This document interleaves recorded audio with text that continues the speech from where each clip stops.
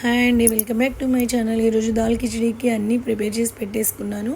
చూడండి, కూరగాయ ముక్కలు, బీన్స్, క్యారెట్, ఆనియన్, పప్పు, బియ్యము, మసాలా దినుసులు అన్నీ రెడీగా పెట్టేసుకొని కుక్కర్ పెట్టేసి అందులో ముందుగా పోపు దినుసులు వేసి కూరగాయ ముక్కలు అన్నీ ఒకేసారి వేసుకొని వేయించుకోండి, త్వరగా అయిపోతుంది.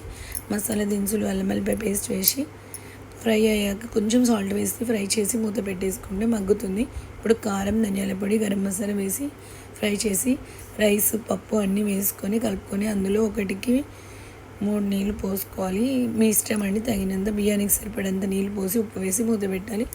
అందులో సైడ్కి టమాటో చట్నీ చేద్దాం అనుకొని టమాటోస్, పచ్చిమిర్చి, ఎండుమిర్చి, ఎల్లిపాయ, చింతపండు వేసి ఫ్రై చేశాను, ఉడికించాను. నువ్వులు, పల్లీలు కొంచెం రోస్ట్ చేసుకొని అవి ముందుగా మిక్సీ పట్టుకోవాలి. తర్వాత ఈ ప్యూరీ అంతా వేసి మిక్సీ పట్టాలి.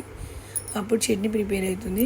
సాల్ట్ కూడా వేసుకొని మిక్సీ పట్టేసానండి. ఇందులో స్ప్రింగ్ ఆనియన్ అండ్ కొత్తిమీర వేసి కలుపుకోవాలి. కొద్దిగా ఆయిల్ కూడా వేసి కలిపితే కారం రాకుండా మంచిగా టేస్టీగా ఉంటుంది, చాలా బాగుంటుంది. చట్నీ కూడా ప్రిపేర్ అయిపోయిందండి.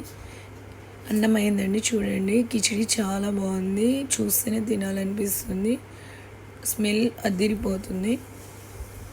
ఈ కిచిడీకి టమాటో చట్నీ బాగుంటుందండి టేస్ట్. సైడ్కి ఈ విధంగా దాల్ కిచిడి ప్రిపేర్ చేశాను. ఈ వీడియో కనుక మీకు నచ్చినట్లయితే లైక్ చేయండి, షేర్ చేయండి, సబ్స్క్రైబ్ చేయండి. Thank you for watching.